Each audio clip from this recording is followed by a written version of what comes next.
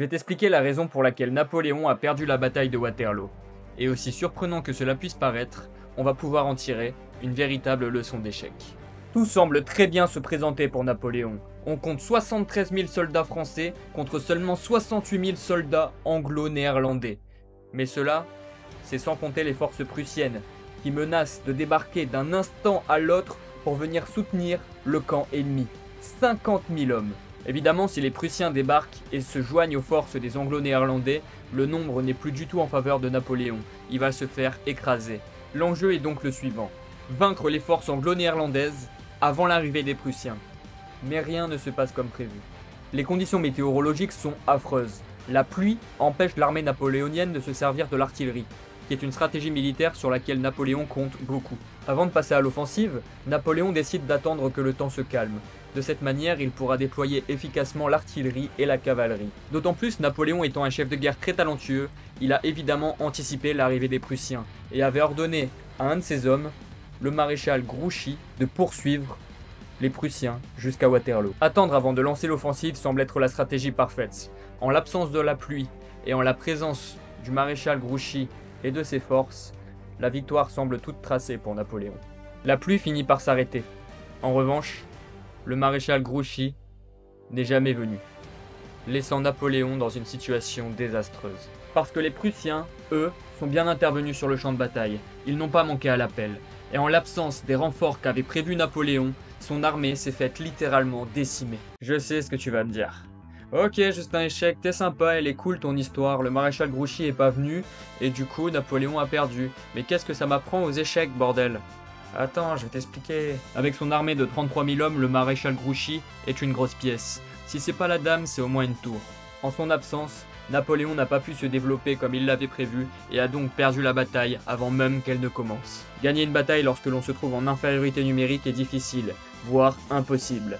Le plus important, ce n'est pas les forces que l'on possède, mais c'est les forces qui se trouvent dans la zone de vérité, en l'occurrence le champ de bataille. Et pour les échecs, c'est exactement la même chose. Je vais te montrer un exemple qui illustre parfaitement à quel point mobiliser toutes ces forces dans le champ de bataille fait toute la différence. Avant que je passe à l'analyse, je t'informe que je propose un coaching offert. Le lien se trouve dans la bio de ma chaîne, tu as simplement à cliquer dessus pour t'inscrire et réserver une date, ça ne prend pas plus de 5 minutes. Je vais analyser avec toi tes parties pour comprendre quelles sont tes plus grandes erreurs, puis je te donnerai des conseils pour que tu puisses progresser. La partie que je vais prendre pour exemple est celle de Paul Morphy, un prodige américain né en 1837 à la Nouvelle-Orléans. Elle se joue lors de la représentation de l'Opéra de Paris en 1858. C'est une des parties les plus cultes de l'histoire des échecs et c'est un cas d'école de l'avance de développement. Ce qui est drôle, c'est que Paul Morphy est tellement chaud qu'il n'a pas un adversaire mais deux adversaires. Les mecs ont décidé de le prendre à deux. Bon, leur stratégie n'a pas très bien fonctionné, on le sait maintenant, mais ils étaient mieux en confiance comme ça. Tant mieux pour eux. Paul Morphy commence par E4, ses adversaires répondent par E5, et Paul Morphy joue cavalier F3. Très normal, il prend le centre, il développe. Les noirs répondent par D6, c'est la défense Philidor. C'est un peu passif parce que ça bloque le fou noir, mais en réalité c'est tout à fait jouable, c'est réputé comme étant très solide. Bien évidemment, Paul Morphy trouve la meilleure réponse sur ce coup, il joue D4 attaque le centre deux fois et contraint les noirs de venir trouver une défense. Et ici, les noirs jouent fou G4. L'idée, c'est d'en quelque sorte défendre une deuxième fois le pion E5 en empêchant le cavalier F3 d'intervenir sur cette case. Mais il s'avère que ce n'est pas vraiment une bonne idée et Paul Morphy, évidemment, trouve pourquoi. Il va venir prendre le pion en E6, ce qui aura pour effet de gagner le fou de case blanche. Pour quelle raison? Parce que les noirs ne peuvent pas prendre ici. S'ils prennent, le problème c'est que les dames vont s'échanger. Roi prend forcé. Et il y aura cavalier prend E5, et là on attaque tout. On a gagné un pion, on attaque le fou, on attaque F7. Les blancs sont complètement foutus. Donc dans cette position, en réalité, il n'y a pas d'autre option viable pour les noirs de venir prendre le cavalier en F3. Si je joue un autre coup, par exemple cavalier C6, on va prendre en D6 et ici on aura un pion de plus, on a mangé deux pions. Alors pour ne pas perdre de matériel, les blancs doivent donner leur fou de case blanche contre le cavalier F3. On récupère de la dame et ici on a déjà un très bel avantage avec les blancs puisqu'on a la paire de fous dans une position qui est ouverte. Les noirs continuent de manière tout à fait logique en récupérant leur pion en E5.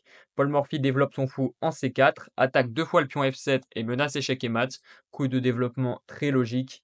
Les noirs répondent par cavalier F6, interposent le cavalier pour éviter l'échec et mat. Une nouvelle fois très normal. Et ici, Paul Morphy qui décale sa dame en B3. C'est un coup qui peut sembler bizarre parce qu'il ne développe pas de pièces, cette dame était déjà sortie.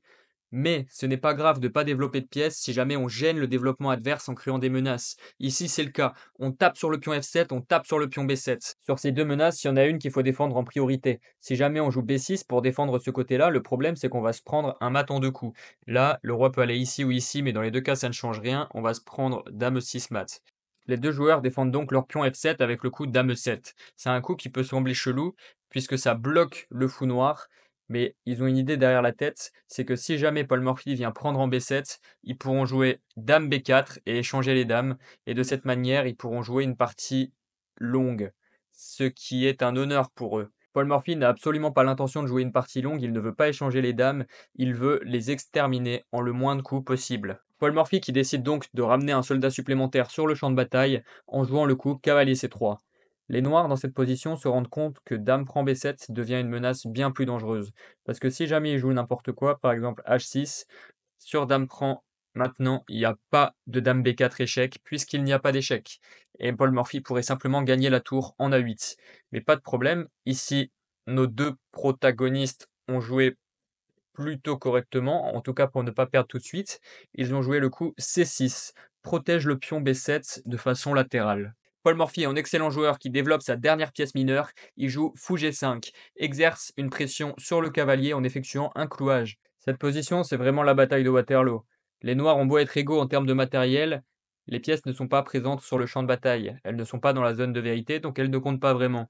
Cette tour H8 qui ne sert à rien et qui n'est pas prête de servir à quelque chose parce qu'elle est bloquée par le fou, fou lui-même qui est bloqué par la dame, le cavalier qui ne peut pas bouger parce qu'il est cloué, le cavalier B8 qui n'est pas développé et la tour A8 qui ne l'est donc pas non plus. Et de l'autre côté, les pièces blanches sont toutes bien développées, il ne manque plus que le grand roc à Paul Morphy pour lier les tours. Dans cette position, autant dire que Monsieur le Duc et Monsieur le Comte suent à grosses gouttes.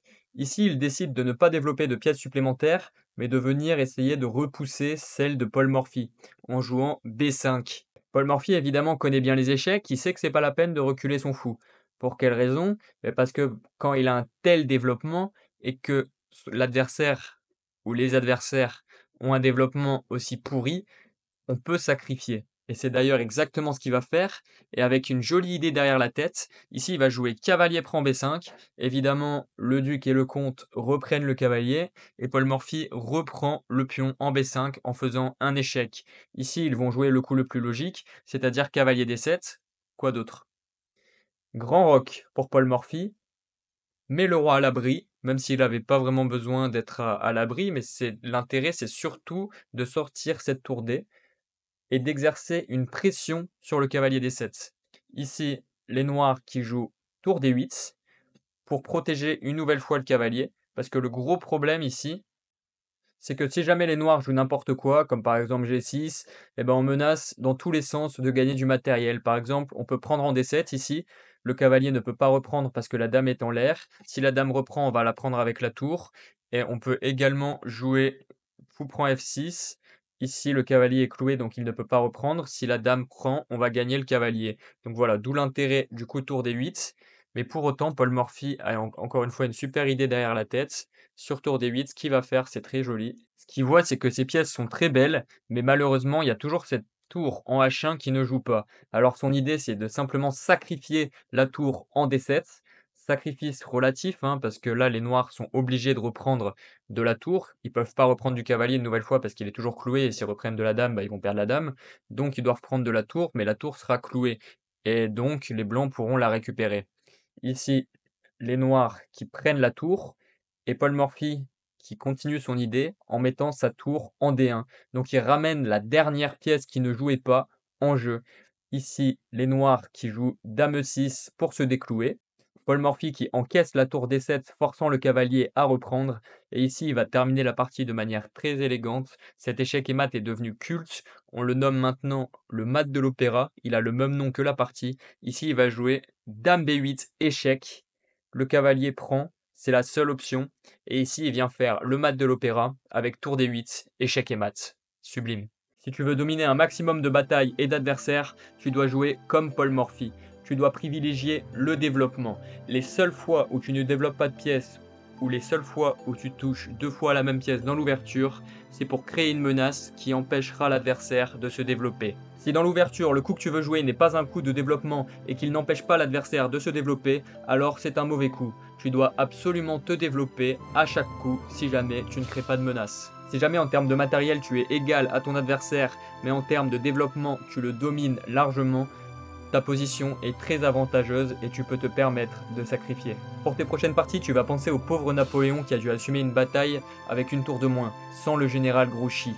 Imagine une tour qui reste en A1 ou en H1. C'est exactement la reconstitution de la bataille de Waterloo.